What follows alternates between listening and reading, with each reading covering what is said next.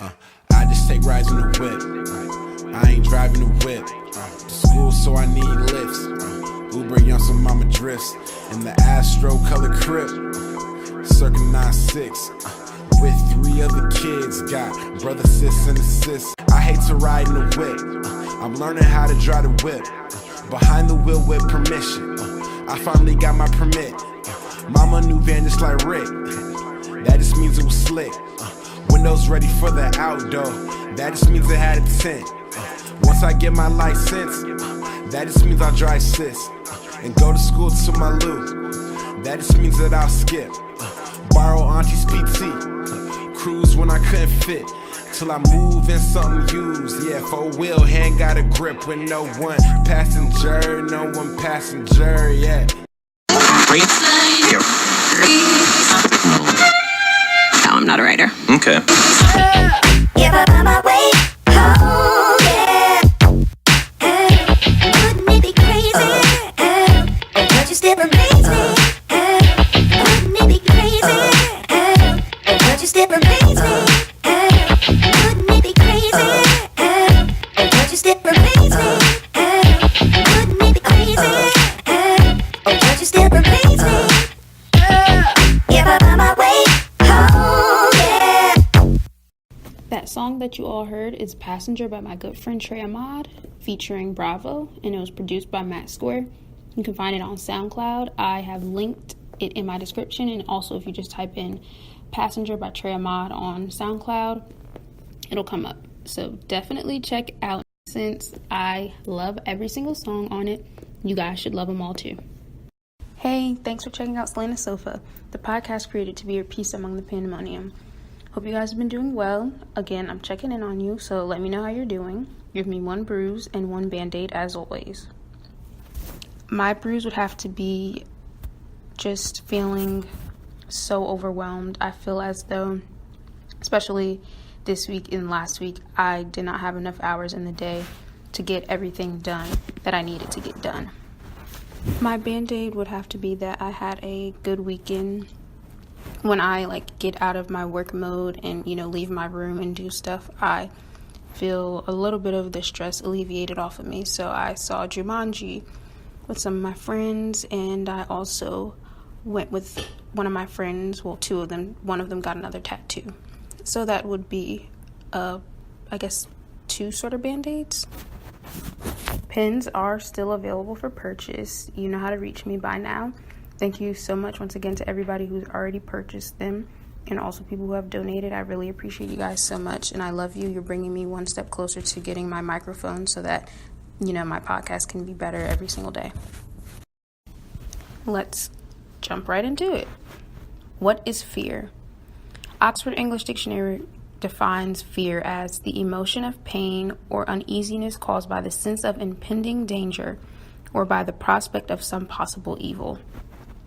While there's a lot of different sources out there that, I could have used, I really like Oxford's version because it has 2 key words that I really want to highlight: impending and possible. So when we talk about fear, we realize that something is looming or something is in the back of our mind. So it's impending, meaning it has not gotten here yet. And possible, you all know what that word means. It's possible. It can happen. It's the likelihood of it happening is either really, really strong or it's very realistic. So those 2 words I really think are important when we're talking about fear, because a lot of fears that people have are really realistic. Some people have irrational fears, but there are, for the most part, people out there with fears that are very, very possible and even impending, not necessarily meaning they're going to happen, but they can happen. I'm going to provide you guys with the top 10 phobias according to fearof.net. Number 1, arachnophobia, which is the fear of spiders. And this phobia affects women 4 times more than men. So 48% of women are affected by it and 12% of men. I personally don't have a fear of spiders, but that doesn't mean I want them in my space or on me. I won't have a panic attack or anything, but I don't have a impending fear of them. Now, these terms are they have Latin or Greek origins, I'm sure. So I can't really pronounce them but I'm gonna try my best. Ophidiophobia, the fear of snakes. Some phobics avoid certain cities because they have more snakes than others. So I imagine that some people go out of their way to not go to certain cities just because they're more than likely to see a snake there. Number 3 is acrophobia, the fear of heights. 5% of the general public suffers from this. Number 4 is agoraphobia, the fear of open or crowded spaces. People with this fear often won't leave home. And I think that this is really a serious one and very interesting one.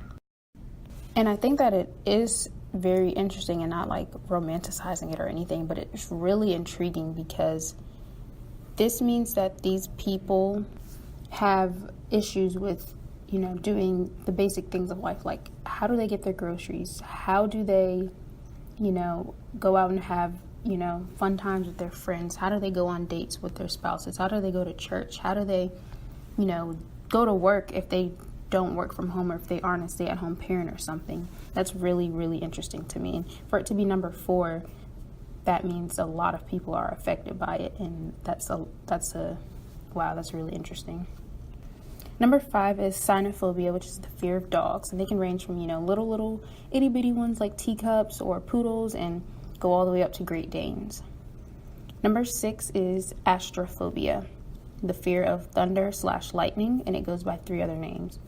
I personally love the sound of thunder. Like, it'll wake me up out of my sleep, of course, but it'll help me sleep and soothe me in a way, if that makes sense. And I like to watch lightning too, so I'll literally sit on the couch or something and record the lightning on my phone or just watch it for a little while. So that might be weird to some people, but I actually like thunder and lightning. Number 7, one that we're all probably familiar with, is claustrophobia, which is the fear of small spaces. Number 8 is mesophobia, which is the fear of germs, and it has 2 other names. And I'm wondering if this is linked to hypochondriacs at all. I don't know. It might be. I feel like it would be, though. Aerophobia, the fear of flying, affects 25 million Americans. And I'm really surprised that this isn't higher up, because I know a lot of people who are afraid of flying, and that literally impedes them from going so many places, because in order to get some places, you have to cross water, so you have to fly, an alternative to, going on a border cruise or whatever. But I felt like that should be higher up, but I guess not. Trypophobia is the fear of holes, and I'm not quite sure what type of holes. This could be holes in the ground or holes in skin or paper. I don't really know, but that's number 10, and it says fear of holes. And me personally, I'm not afraid of holes, but like perfectly circled things and indentations in skin that are like perfect circles, they literally make my skin crawl. Like, there's a picture on the page of, I guess, the holes they were talking about. They were perfect circles, and my skin was literally crawling. Like, I don't know. It just is really creepy to me. Like, if it's like a drawing with circles on it or something, that doesn't bother me. But like, if it's something on skin, so like, say if I get a mosquito bite, if it's a perfect circle, I literally like poke at my skin, like, to try to make it like reduce in size or something, because it's so nasty to me. I do have a phobia of rats, and I think it's because they're so small and they can fit in just about any space, so they can really be just about anywhere. I'm not even gonna lie. Transparency, I was so scared to even look up the name of the phobia, because I didn't know if pictures were gonna come up with it. But I'm like, I'm trying to face my fears, help you guys face yours. So I Googled it, and thankfully there were no pictures. So the term is Muriphobia, and it's from the Muridae family, which encompasses mice and rats. So mice and rats, oh my goodness. Just do not like them at all. I used to have pet hamsters when I was little, and I can deal with hamsters and seeing them, but I think I can't touch them. Like, I don't know, it's just like they're so slimy, and like, not slimy, but like just so, I guess, smooth. I don't even know. And what is so to me is, one of my friends put on Twitter a video of a mouse climbing down a wall in one of the dining halls here. And it's one that I eat at the most because it's like right next to where I live. And I'm like, oh my gosh. Like, I realize that they're in areas that are very woodsy and things like that, but I just literally cannot. So if you would like, comment below a phobia that you have, or you can, message me it or do whatever. But I'm interested to know what you guys are afraid of. I've always been afraid of failure. I used to never want to be told no in academic or work settings. I used to never want to score anything but A's until I got to college and came to terms with reality. That's just not realistically possible. I'm not going to get an A on every single assignment. There are people who are afraid of butterflies, believe it or not. There's one case, and according to Express, it was handled by using CBT. CBT stands for Cognitive Behavioral Therapy, and counselors use that to help people reshape their way of thinking. So I included this, and I thought it was really interesting because with my counselor, this is what we're going to be using for me, cognitive behavioral therapy. And once I, actually set more appointments for this semester, we're going to really start that. And that's based on how I explain to him, what's going on in my mind, how I want to handle it. I don't want to take medication or anything like that. So CBT, I believe, for me at least, will really, really work because I already incorporate methods of that on my, on my own and, with myself. Another method that people use to deal with phobias is an acronym, and it's AWARE. And this is courtesy of specialtybehavioralhealth.com. So it's AWARE. The first A is acknowledge. So you have to acknowledge what your phobia is. If you're afraid of cats, you have to recognize I'm afraid of cats. If you're afraid of, being buried alive, that is like a legitimate fear that people have. That's a phobia. You have to acknowledge I am afraid of being buried alive. I don't remember the phobia word for it, but that's a real one. The W is watch. So some people believe that if you kind of like watch your fear, it'll help you overcome it. Because for a lot of people, they completely avoid their, phobia so that they don't have to be put in an uncomfortable setting. So say you are afraid of butterflies. Maybe you watch them on a video, or you go to a butterfly park and you just, watch them fly and stuff like that. So watch. The second A is act through. So from my understanding, this one is kind of you act through, you kind of immerse yourself in that environment. So again, I'm going to use a butterfly example because I don't know what they want people with fears of rats and stuff like that to do, but act through it. I guess you immerse yourself in the environment with the butterflies, maybe touch them, and I'm not really quite sure. Then R is repeat process. So everything that you just did, A, W, and A, you do that again. And E, I think that is really, really important because you don't want to just leave someone hanging, after they do the process. Expect the best. I think that this is very important because your expectations, your thoughts are going to shape your reality. So you have to expect the best out of this method. Even if it doesn't work for you, you need to, at least in the beginning, go in with a positive mindset and say, hey, this is, very possible for me. This is something that really can happen and help me overcome my fear. So expect the best. Aware. Acknowledge, watch, act through, repeat process, expect the best. Now, of course, there are professionals who, quote, sign off on this method, and then there are some who don't buy it. This could be either the AWARE method or CBT. I feel like for me personally, I'm more familiar with CBT, and I know more professionals are, what's the word I'm looking for? They recommend CBT, and there, of course, are some who recognize and accept AWARE. But I personally think that dealing with fears, it varies from case to case. So it depends on the person. It depends on their level of intensity with the fear. So I wouldn't necessarily swear by really anything unless it's something that you've, dealt with before, something you've tried for yourself. More transparency time. Are you guys ready? Because this is very embarrassing, and it's kind of funny, and it's like funny, not funny, if you get what I'm saying.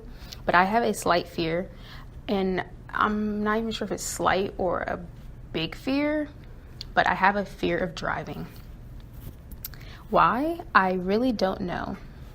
I think it's the fact that literally anything is possible when you're behind the wheel, and driving in Greenville is so nerve-wracking. Like, I don't want to seem like one of those older people who, was born before cars were invented. So I'm like, this is some big monster machine that can kill you or anyone. But honestly, it's a little irrational, but it's really not. At any point in time when you're in a car, you can literally hit someone or someone can hit you and you can die. Like, I don't know why that is even, like, in my mind. Like, I've been in a car accident before, but it wasn't like a car wreck or anything. I've never had a near-death, experience. So I don't know why that fear is there for me, but it definitely is. I mean, I have my permit and I drive like a very little amount. Like, when I go places, I usually don't drive. Someone drives. Or I take public transportation, things like that. And it's really debilitating because I'm 20 years old and I can drive a little bit. It's not like I'm bad, it's just I don't. So, I can't really measure myself because I don't do it a lot. But I don't want to. And it's like, part of it is me being lazy.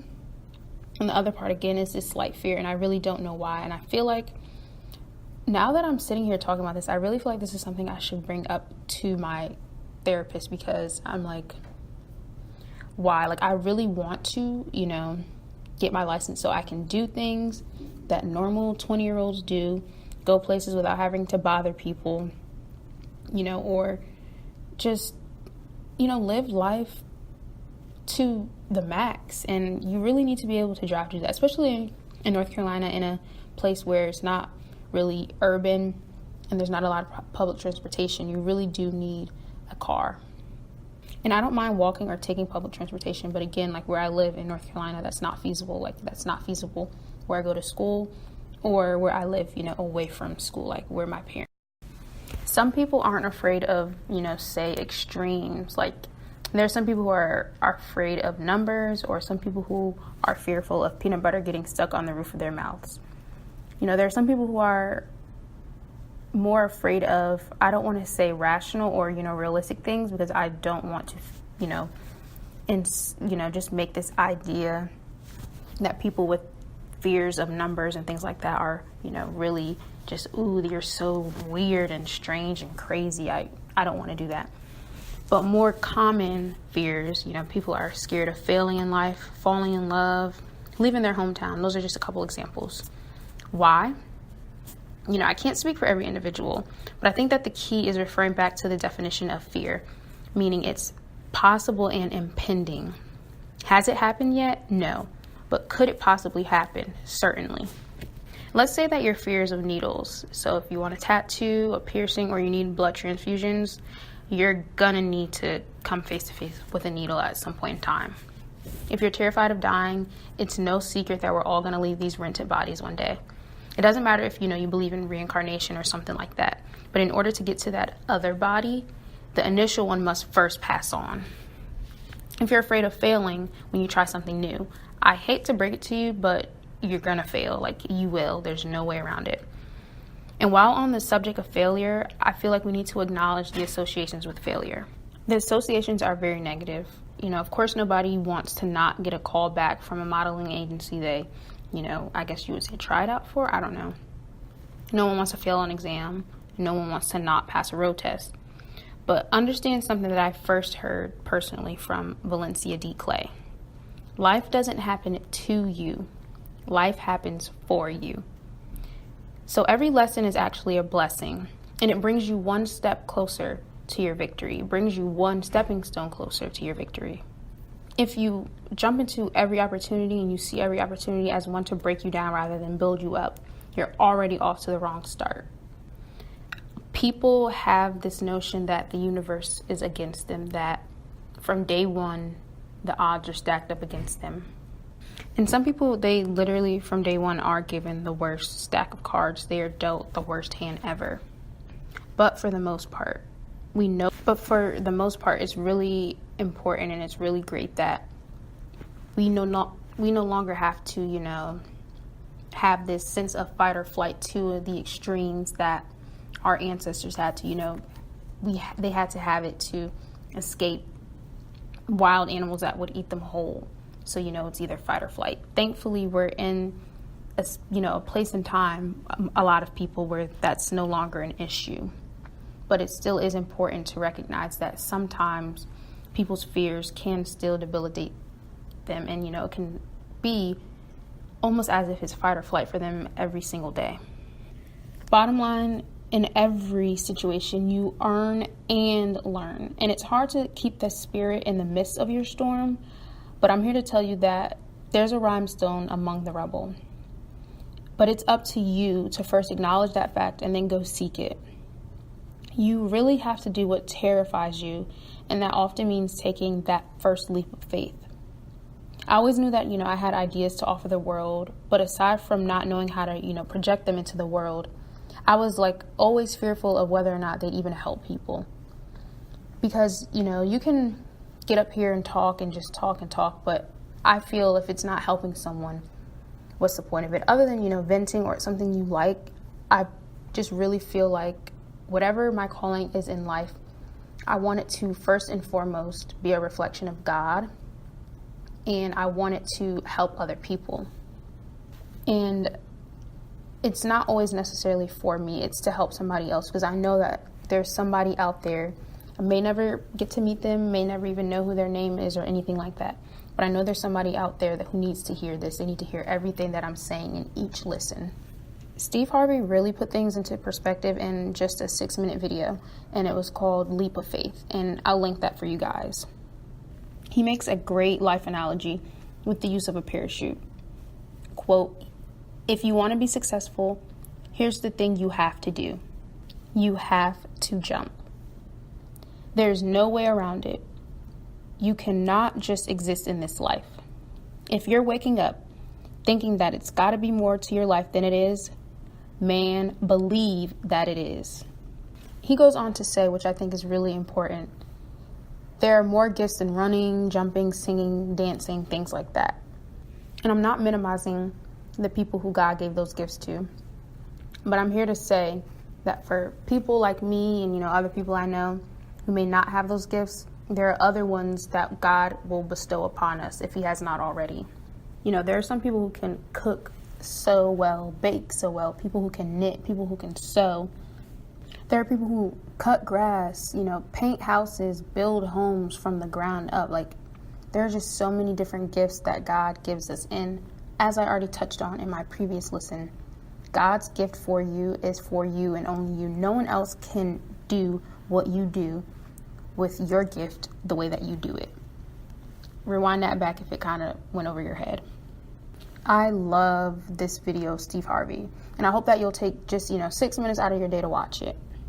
Some people may look at people who are, CEOs of their own company, the best dog walker in town, or people who travel to a different continent every year. They may look at them and say, how did they get that? Why were they blessed with that and not me? We can't ignore the fact that, yes, some people are born into fortune with a, silver spoon in their mouth. But as Steve Harvey would say, did you consider that they jumped? Did you take into consideration that this person is able to go to a different country every month? This person gets a new car every year. This person is so successful, going on different talk shows, talking to people. People are driving hours for their, work, whether that's a tattoo artist, a piercer, whatever. Did you consider that this is because they first jumped? No one within reason is going to wake up one day and be the best at what they do. And it's not easy. They jumped. They didn't just stand somewhere and exist. They jumped off that cliff, which catapulted them to where they are today.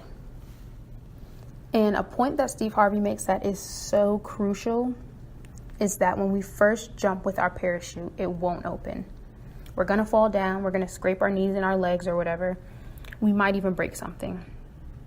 And I'm a firm believer in that, and I'm living proof. The things that I do, I didn't just, like I say, wake up one day, did them, and it was like, oh, you're great, let's do this, do that, No. And that doesn't just, mean people aren't going to accept you right away.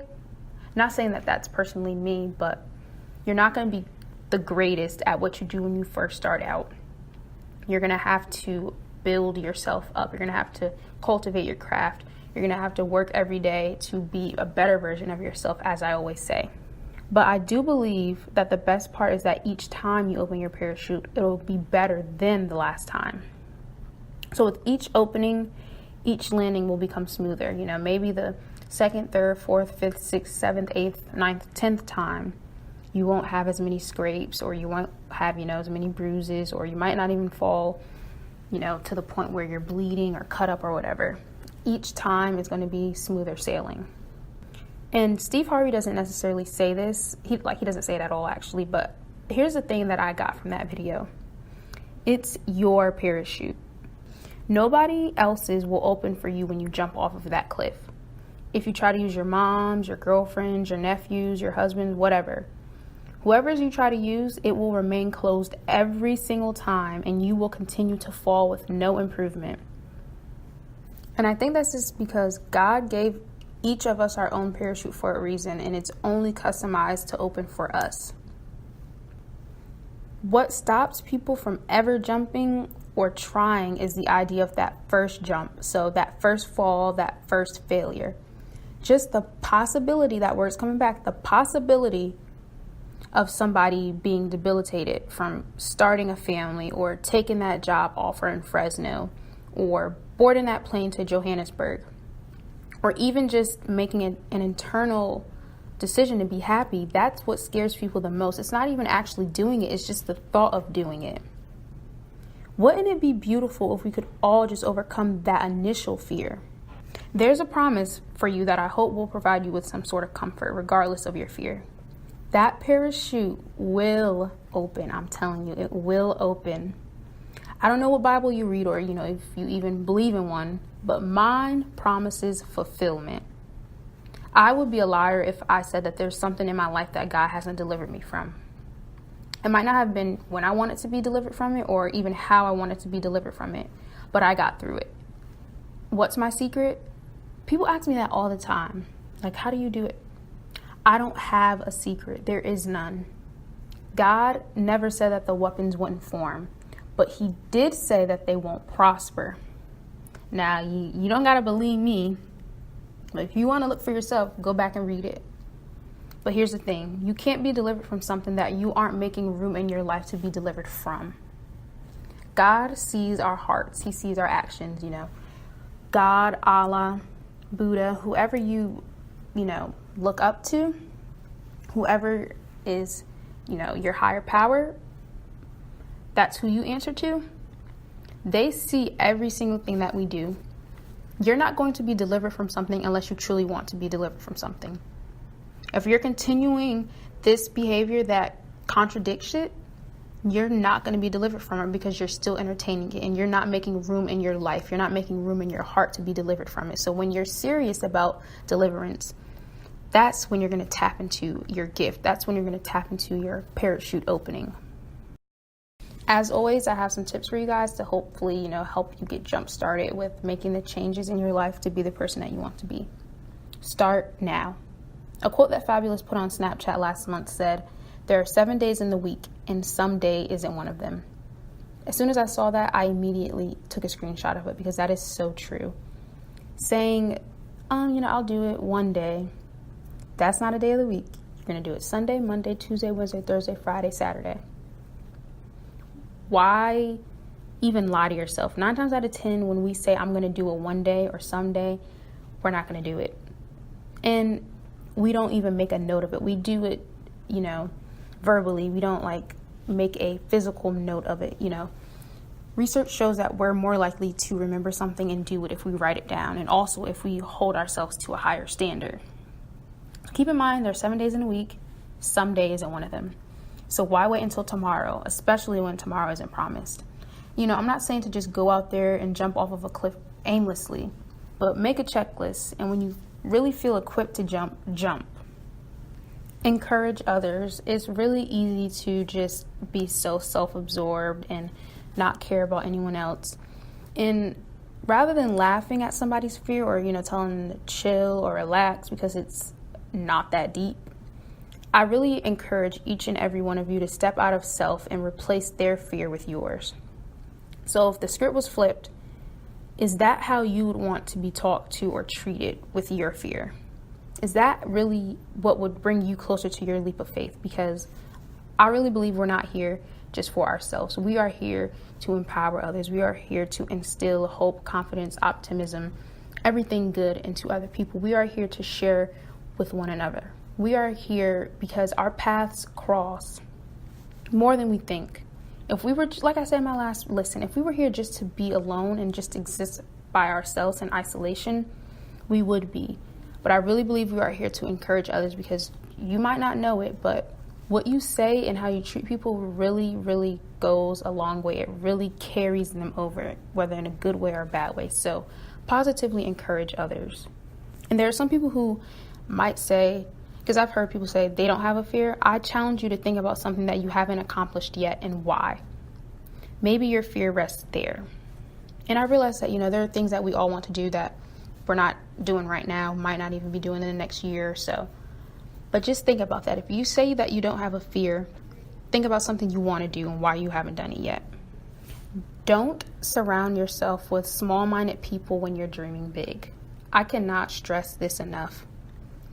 There are some people who dream so small that it scares them to think that someone else's dream can be so big.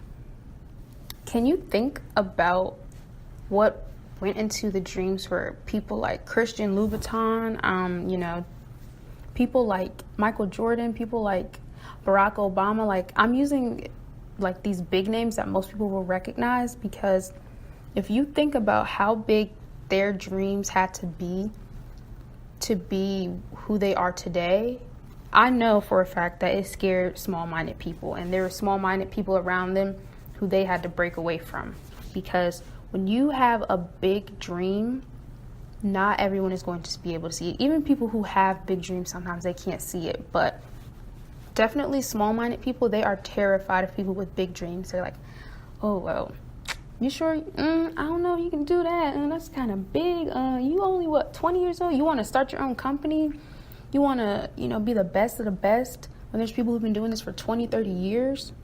And when I say small versus big dreams, I'm not saying like someone who wants to be a teacher is a small dream compared to someone who wants to be the first astronaut to, walk on the moon, something like that. I'm not comparing it in that way. I'm saying small dreams are ones that people are settling for. If you know that you want to be a teacher, you want to implement an entirely new subject into curriculums across the world, you are settling by just being a simple teacher, just going by the standards that are already there, knowing there's more that you see that could, be taking place. That's a small dream compared to the big dream. So don't confuse what I'm saying, small dreams to big dreams. The whole point behind this is your dream should scare you a little bit. And I'm not saying it should make you, petrified of life and sweating and shaking. But if your dream does not scare you in some way, you're like, oh, wow, this is so big, man. I can't believe it. I really don't think you're dreaming big enough, because anything that you dream of doing, you should feel like there's something keeping you from getting it, and you have to work really hard to get it. I'm not saying, nearly kill yourself to get this dream, but it shouldn't be a walk in the park for you to get it. If it is, I really don't think you're dreaming big enough. So don't surround yourself with small-minded people, because they will even sometimes try to talk down your big dreams and say, oh, you're dreaming big, it's not even possible. That's just the type of negativity that you do not need. And my last tip would be process your progress and be patient with yourself. That process part is so important.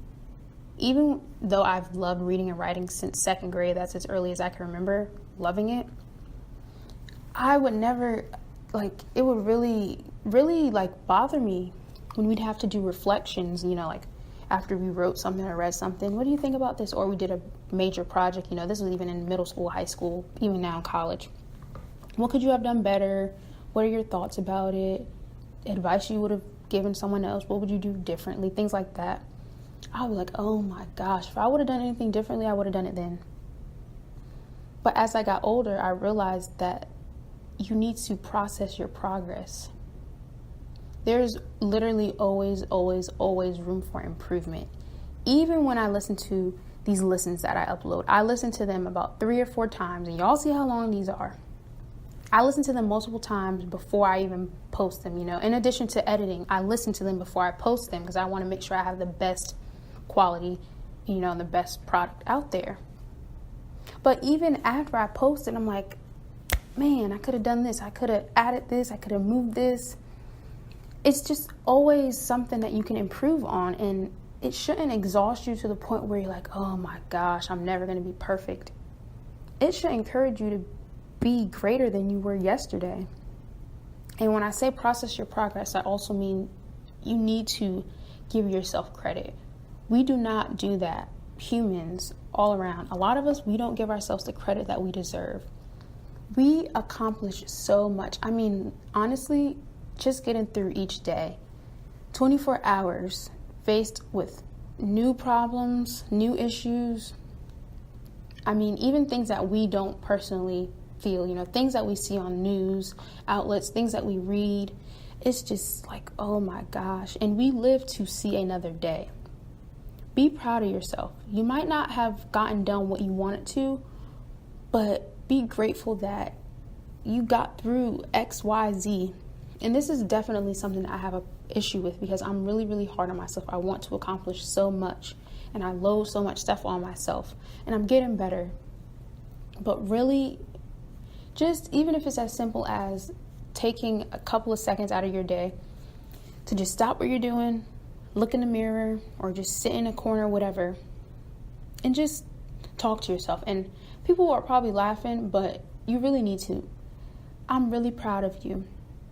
You've come so far. You've done so much. There are things that you did that I wouldn't have done yesterday, 5 years ago, 10 years ago. If you aren't seeing progress in yourself, you're not changing, you're not growing.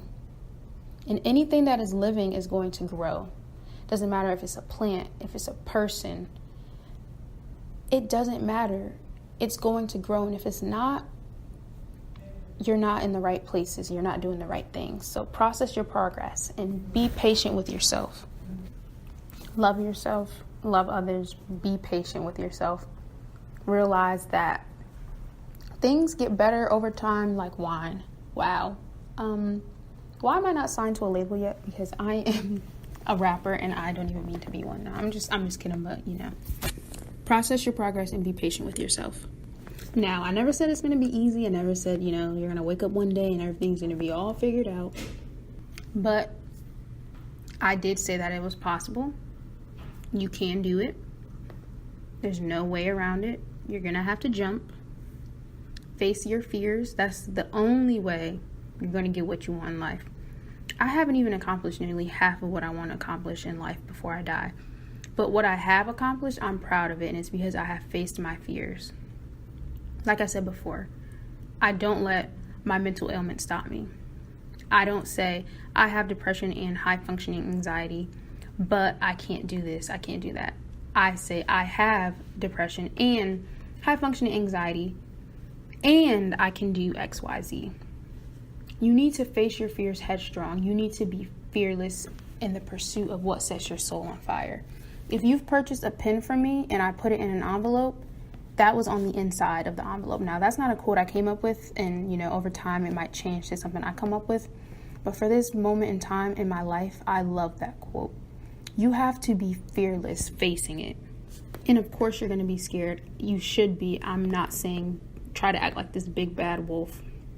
But when you are going after what you want in life, and I'm not even just talking about, physical things, earthly blessings. I'm talking about things that make you truly happy, getting closer to God spiritually, wanting to lose weight, wanting to go from 300 pounds to 150, whatever is healthy for you, for your body type. Whether you want to get over your fear of flying so that you can visit your family in Barbados that you've always wanted to see, but you never did because you couldn't get on a plane, whatever it is, you have to be fearless in the pursuit of happiness, because failure, fear, and the devil can smell you being petrified. It can smell that fear on you. And you need to be headstrong in going after what you want. One of my favorite rappers, like literally one of my top 5 favorite rappers, J. Cole, he gave us what I'm going to use for my closing quote in his 2013 song, Crunch Time. Only thing worse than death is a regret-filled coffin. So try before you die, or always wonder, what if? I thank the Lord for this wonderful gift. I'll leave you all to ponder about this. When's the last time that you jumped? That's all that I got for you today. Oh, and one more thing before I really go. Make sure y'all are listening to the songs and my descriptions. Make sure you guys are reading them, because I really be trying to put y'all on to that heat. I really try to put y'all on to the flame music, because always on Snapchat, people are screenshotting, my songs, or listening to them later like, oh my gosh, Shayna, I love this song. You really put me on. Yes, I really try to put y'all on. I'm not stingy with my music, so definitely make sure you're reading my descriptions. That's all that I've got for you today. Go out and get in your go yard. Stay low, stay solid.